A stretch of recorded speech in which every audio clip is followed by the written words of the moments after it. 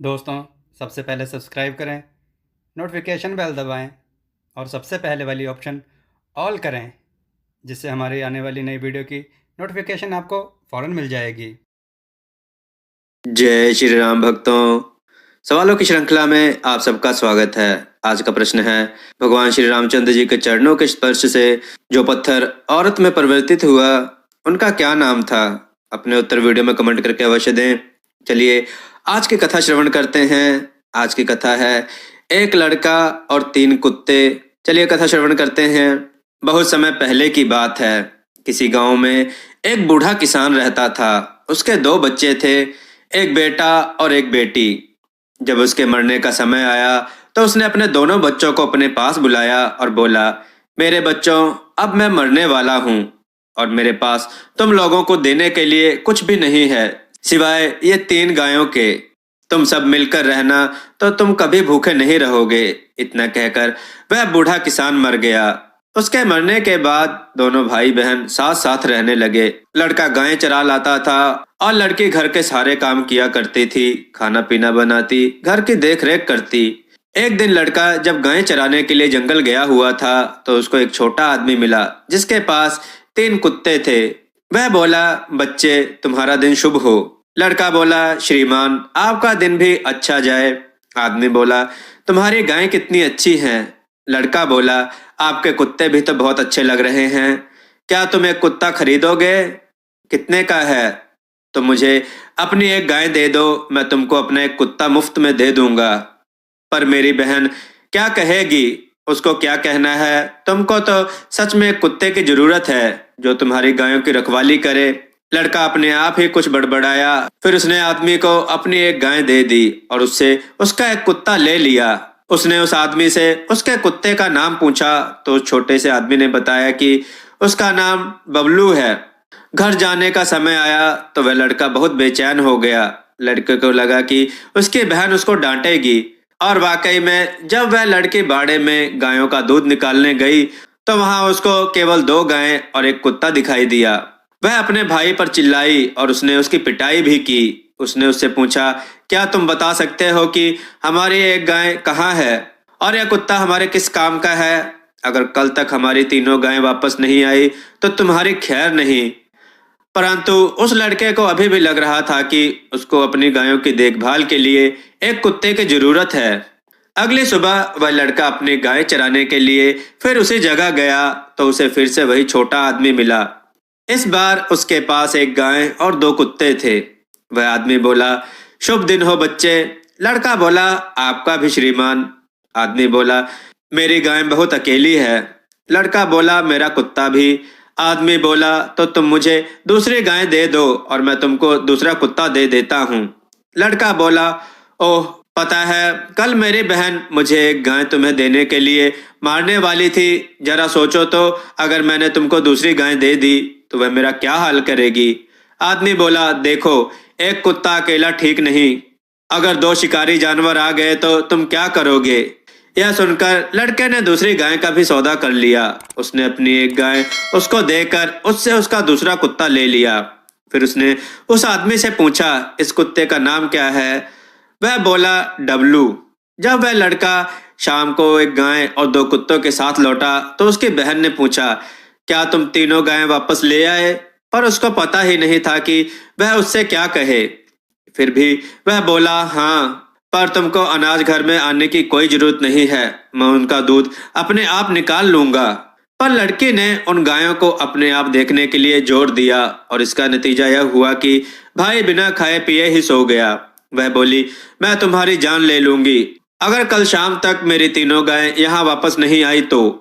अगले दिन जब वह जंगल में अपने जानवर चरा रहा था तो वह छोटा आदमी उसको फिर अपनी 2 गायें और एक कुत्ते के साथ फिर वहीं मिला। वह आदमी बोला, शुभ दिन हो बच्चे, क्या कर रहे हो? लड़का बोला, आपका भी दिन अच्छा हो, मैं तो अपनी गाय चरा रहा हूँ। आदमी बोला, अब मेरा यह कुत्ता अकेलेपन से मर रहा है। लड़का बोला, और यह मेरी अकेली गाय भी। आदमी बोला, तो तुम अपनी यह गाय मुझे दे दो और मेरा यह कुत्ता तुम ले लो। लड़का बोला, नहीं नहीं, ऐसी बात की तो तुम मुझे राय भी मत दो। आदमी बोला, क्यों? तुम्हारे पास 2 कुत्ते हैं और तुमको तीसरा कुत्ता क्यों नहीं चाहिए? इस तरह से तुम 3 बहुत बढ़िया कुत्तों के मालिक हो जाओगे। इस कुत्ते का नाम पिपलू है। पिपलू, बबलू, डबलू, आओ मेरे साथ आओ।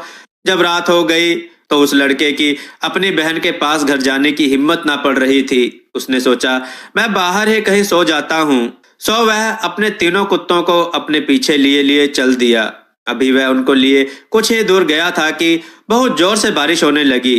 रात हो चुकी थी और उसको कुछ पता ही नहीं चल रहा था कि वह कहाँ जाए। उसी समय उस घने जंगल के बीच में उसको एक सुंदर महल दिखाई दे गया, जिसके चारों तरफ रोशनी हो रही थी और उसके चारों तरफ 4 दीवारें खड़ी थी। उसने जाकर महल का दरवाजा खटखटाया, पर किसी ने दरवाजा नहीं खोला। उसने पुकारा भी, पर किसी ने कोई जवाब नहीं दिया। उस लड़के के पास जो 3 कुत्ते थे वे बहुत ही शक्तिशाली और चमत्कारी थे। तब उसने पिपलू कुत्ते को पुकारा, पिपलू मेरी सहायता करो। उसके मुंह से शब्द निकले भी नहीं थे कि पिपलू ने अपने मजबूत पंजे से उस महल की 4 दीवारी में एक छेद बना दिया। वह लड़का और उसके तीनों कुत्ते सब उस छेद में से महल की 4 दीवारी में दाखिल हो गए, पर उसके सामने ही एक मोटा सा लोहे का दरवाजा था। वह लड़का बोला, बबलू अब तुम्हारी बारी है। बबलू के 2 बार काटने में ही उस दरवाजे के टुकड़े हो गए। अंदर पहुंचकर उस लड़के ने देखा कि महल का दरवाजा तो जंजीरों से बंधा हुआ है। लड़के ने पुकारा, डबलू, और एक ही बार में उस कुत्ते ने वह जंजीरें तोड़ डाली और दरवाजा खुल गया। कुत्ते अंदर घुस गए और सीढ़ियों से ऊपर चढ़ गए। लड़का उनके पीछे पीछे था। उस महल में कोई भी दिखाई नहीं दे रहा था। सारा महल खाली पड़ा था। आग जलाने की जगह आग जल रही थी और पास में ही एक बड़ी सी मेज पर बहुत सारा खाना लगा हुआ था। वह तुरंत ही खाना खाने बैठ गया। उस मेज के नीचे दूध के 3 कटोरे कुत्ते के लिए रखे हुए थे। कुत्ते उन दूध के कटोरों में से दूध पीने लग गए। जब उन सब ने अपना अपना खाना खा लिया तो वह दूसरे कमरे में घुस गए। वहां उसके रात के सोने के लिए एक बिस्तर लगा हुआ था और 3 बिस्तर उनके कुत्ते के लिए लगे हुए थे। सो वे चारों वहां सो गए। सुबह सवेरे जब वह उठा तो शिकार के लिए वहां एक तीर कमान और एक घोड़ा भी तैयार था। उनको लेकर वह शिकार के लिए चला गया। जब वह दोपहर को घर वापस आया तो फिर से उस मेज पर खाना सजा हुआ था, बिस्तर लगा हुआ था और सारा घर साफ और अच्छे तरीके से लगा हुआ था। यह 2 दिन तक लगातार चलता रहा, पर उसको कहीं भी कोई भी दिखाई नहीं दिया। ऐसा लग रहा था जैसे वह वहां छुट्टियां बिताने आया हो। फिर उसको अपनी बहन की याद आई। उसको यह अंदाजा ही नहीं हुआ कि जब वह घर नहीं पहुंचा होगा तो उस बेचारी को कितनी परेशानी हुई होगी। पर उसने सोचा कि अब वह उसको रहने के लिए यहाँ ले आएगा। अब तो मैं खूब अमीर हो गया हूँ। अब तो वह मुझे घर में गाय ना लाने के लिए सपने में भी डांटने की नहीं सोचेगी। अगले दिन उसने अपने कुत्तों को बुलाया। एक भले आदमी के कपड़े पहनकर घोड़े पर चढ़ा और अपनी बहन के पास चल दिया। उसके बहन घर का काम करके घर के बाहर बैठी थी। उसने दूर से एक आदमी को आते देखा तो सोचा, यह सुंदर नौजवान कौन हो सकता है जो मेरे घर की तरफ चला आ रहा है। पर जब उसने अपने भाई को पहचाना जो अभी भी 3 गायों की बजाय 3 कुत्तों के साथ आ रहा था, तो उसने उसको फिर डांट लगाई। उसका भाई बोला, रुको रुको, तुम मेरे ऊपर चिल्ला क्यों रही हो? अब तो मैं एक बहुत ही भला अमीर आदमी बन गया हूँ और अब मैं तुमको अपने साथ रहने के लिए यहाँ से ले जाने के लिए आया हूँ। अब हमको उन गायों की क्या जरूरत है? कहकर उसने अपनी बहन को घोड़े पर बिठाया और अपने महल वापस आया, जहाँ वह रानी बनकर रहने लग गई। वहां उसकी छोटी से छोटी इच्छा भी तुरंत पूरी हो जाती, पर वह अभी भी हमेशा उन 3 कुत्तों से नफरत करती और जब भी उसका भाई घर आता वह उससे उनकी शिकायत करती। एक दिन जब उसका भाई अपने 3 कुत्तों के साथ शिकार पर गया हुआ था तो वह बगीचे में घूमने चली गई। वहां उसने बगीचे के आखिर में एक पेड़ पर बहुत ही सुंदर अमरूद लगे देखे। तो जैसे ही उसने उस अमरूद को उस शाखा से तोड़ा तो एक राक्षस उसको खाने दौड़ा। वह यह कहते हुए एकदम से रो पड़ी कि उस महल का असली मालिक तो उसका बड़ा भाई है, वह नहीं। और अगर उस राक्षस को किसी को खाना ही है तो उसके भाई को खाना चाहिए, उसे नहीं।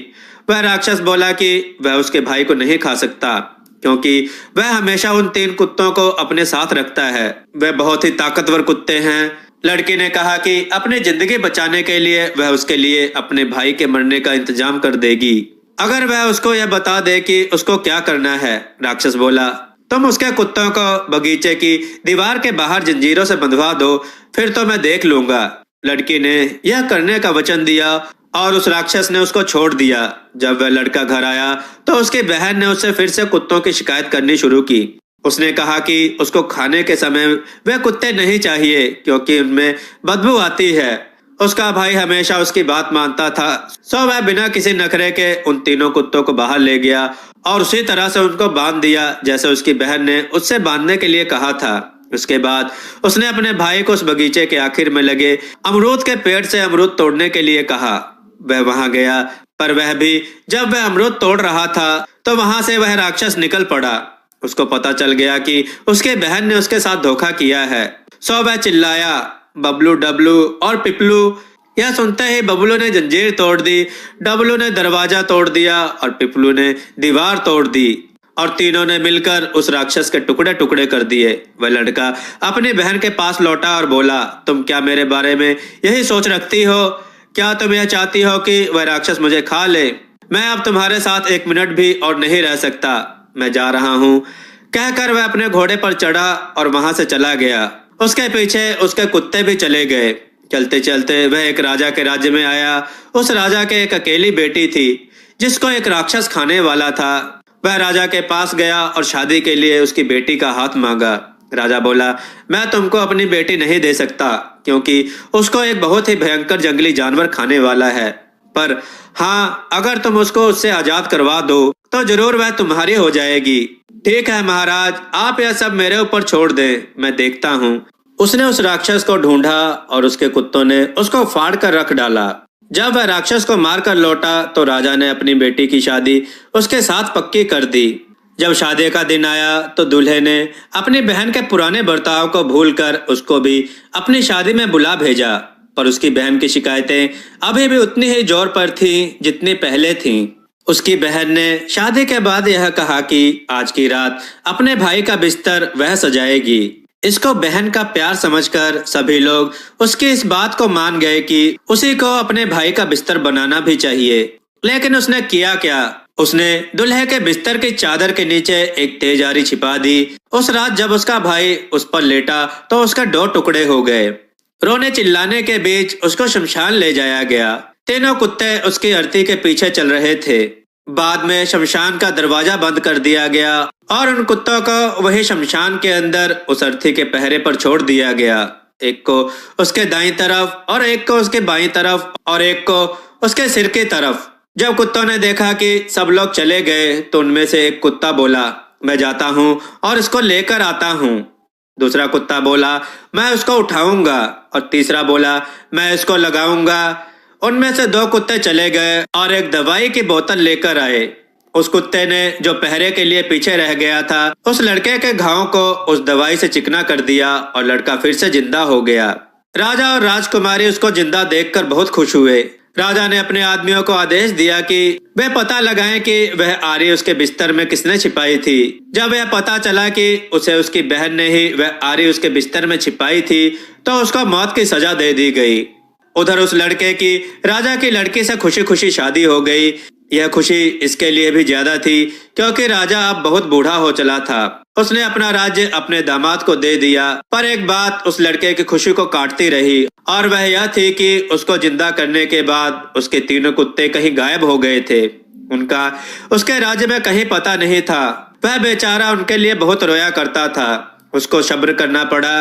एक सुबह उसका एक दूत एक खबर लेकर आया कि उसके राज्य में 3 जहाजों ने लंगर डाला है। उन जहाजों पर 3 बड़े आदमी हैं जो उसको अपनी पुरानी दोस्ती की याद दिलाना चाहते हैं।